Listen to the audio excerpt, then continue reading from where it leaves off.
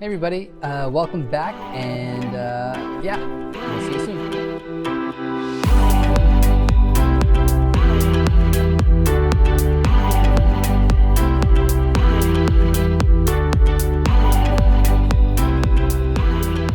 So welcome back, and I hope to give you guys just a few words of encouragement.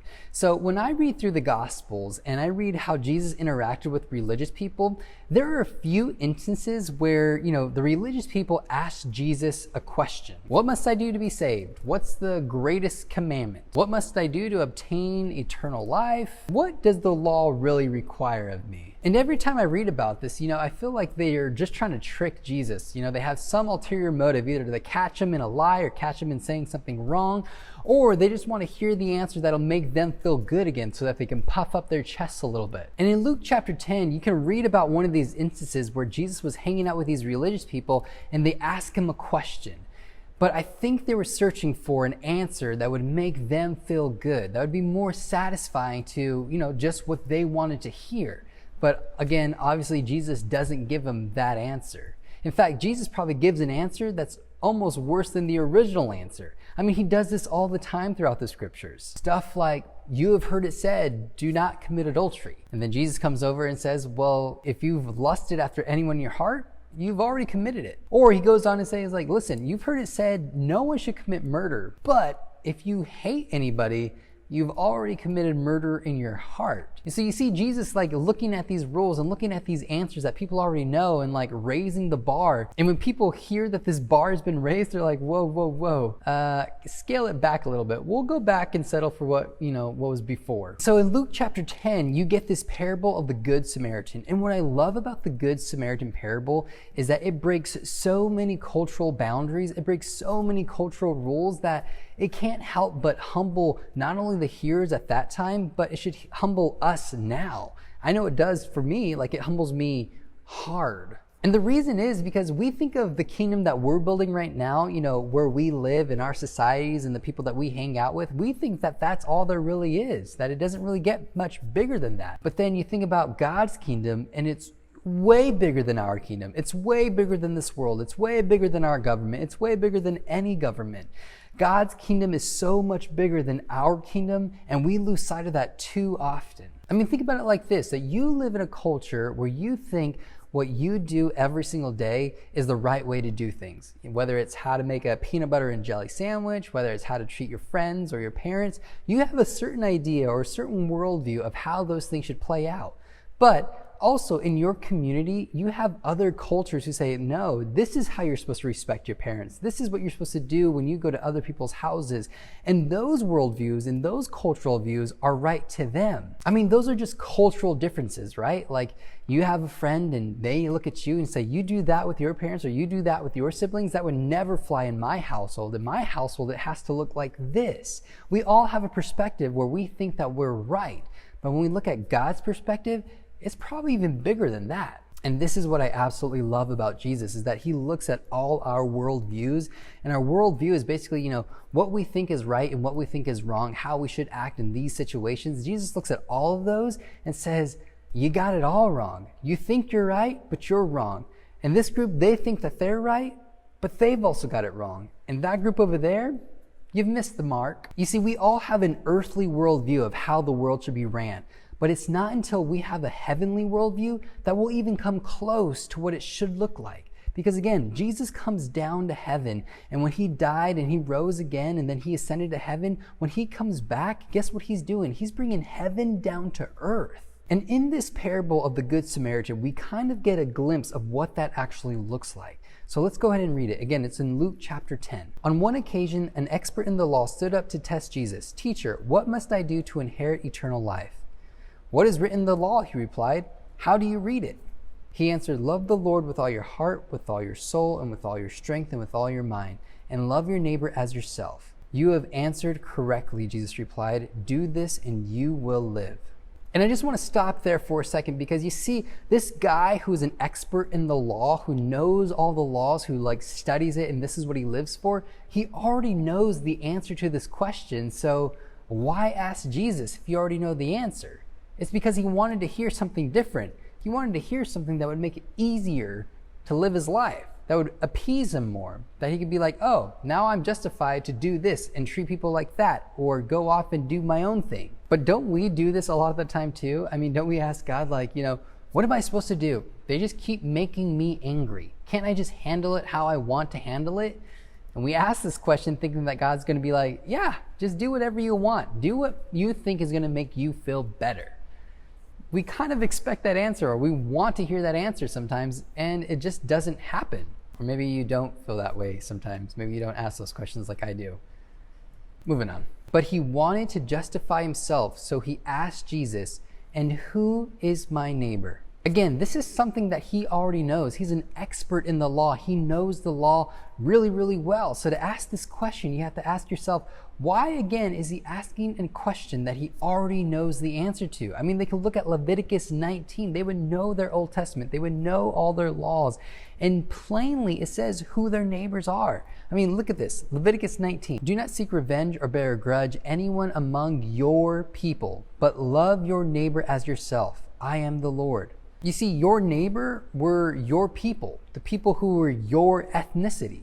And again, being an expert in the law, being a lawyer, he would know the law. That's what part of a lawyer is. Law is built into the word. But maybe in asking this question, he wanted to hear the answer that sometimes you and sometimes me for sure want to hear. That maybe we want to hear our neighbor is someone who doesn't complicate things, doesn't make things difficult, who's always nice to me, who doesn't pick on me, who doesn't look different than me. Or maybe he's asking the question, when God says love your neighbor, maybe he's asking, what's the bare minimum that I have to do? How much do I actually have to love my neighbor before I'm good with God? Because I just want to get that bare minimum and then I'll be set. In reply, Jesus said, a man was going down from Jerusalem to Jericho when he was attacked by robbers. They stripped him of his clothes, beat him, and went away, leaving him half dead. A priest happened to be going down the same road, and when he saw the man, so he breaks into the parable, and in the parable, we're looking at the characters. They already know parables. They're, these stories with lessons, so they're paying attention, and they're saying, okay, this is where we start to learn our lesson. Who are we in this story? And the priest comes down the road, and it's like, okay, it's got to be the priest. They're the good people, the good religious people. This is where we're going to get our answer, right? He passed by on the other side. Wait, the priest coming down, the religious guy, half-dead guy, doesn't help him? That doesn't seem right to me. So too, a Levite, when he came to the place and saw him, okay, so another religious person. So this guy has to be the answer. This is who we are in the story, right? Like the good religious person who's going to do the right thing, or we're going to figure out what the right thing to do is, right? Maybe passed by on the other side. For some reason, I don't think these religious people that we've read about are the heroes yet. I mean, we have a guy who's half dead and they see him and they just continue to walk on by. But again, that doesn't seem right. But a Samaritan, as he traveled, came where the man was, and when he saw him, Jesus, you know who Samaritans are, right? They're those people that we don't associate with. They're those people that instead of going through their town, through their city, we'll take the 10 extra days or the 10 extra miles or whatever it is, the extra travel day to go around them so we can avoid them. You're not going to say that they're the hero of the story. You're not going to say that they're the example that we should be following, are you? He took pity on him. He went to him and bandaged his wounds, pouring on oil and wine. Then he put the man on his own donkey, brought him to an inn, and took care of him. The next day he took out 2 denarii and gave them to the innkeeper. Look after him, he said, and when I return, I will reimburse you for any extra expense you may have. Really? The Samaritan saw this guy and took care of him, like paid for stuff? No, Jesus, this isn't what you're saying, right? People who look really, really different than us, the outsiders, that's who we should be like. Which of these 3 do you think was a neighbor to the man who fell at the hands of the robber? The expert in the law replied, the one who had mercy on him. Jesus told him, go and do likewise. Boom. roasted. In front of everybody, Jesus gives them the answer to who your neighbor actually is. They already knew the answer, but they couldn't stomach it. They wanted to hear something that would make life easier for them, to hear that their neighbor was someone who wouldn't complicate things, who would make things easier, to know the bare minimum that they would have to do so that they would be accepted to God. And then what do you see Jesus do? You see him raise the bar. That not only is his neighbor not just his ethnicity, but almost his enemy. I mean, when this religious leader, this lawyer, this person who really knew the law well, he couldn't even say Samaritan man. He couldn't even name the guy. He had to say the guy who showed mercy. That's the guy who, was the true neighbor, not the religious person or the other religious person. It was the one who showed mercy. He couldn't even say Samaritan man. Jesus is really redefining what your neighbor is or who your neighbor is. And it's super important that you take note of this. And what's very interesting is that it's not even about the vicinity of who your neighbor is. It's not even a question of who your neighbor is, but it's more of a question of how a neighbor acts. I mean, going back to that greatest commandment is love the Lord your God with all your heart, mind, soul, and strength, and love your neighbor as yourself. I mean, there's really two things in there, but they act as one, because really, if you love God, then you'll love your neighbor, then you'll love his children. It's one thing, but there are two things built into that one thing. So the question of what does it look like to love your neighbor? Well, it looks a lot like how you would love yourself. If you were that man half dead lying on the side of the road, how would you want your neighbor to love you? What would you do for yourself? And what you would do for yourself is how you're supposed to love your neighbor. The true neighbor is someone who showed mercy. And that's something to really think about. What does it mean to show mercy? And to who do you show mercy to? And so when you think about those people who view the world vastly different than you, and there are plenty of things to choose, whether it's how they make their peanut butter and jelly sandwiches, how they treat their parents, how they treat their friends, how they treat just strangers. When you think about all those things, what's your response? How do you love them?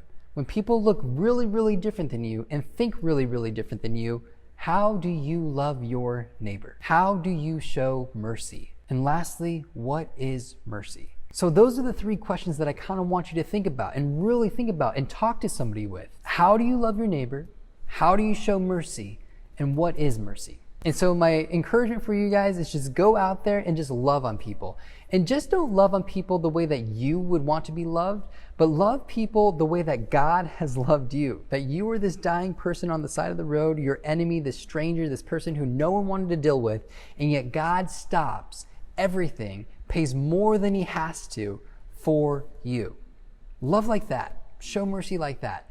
Find your neighbor and be the light for them. So thank you guys, and I'll see you guys next week. Bye.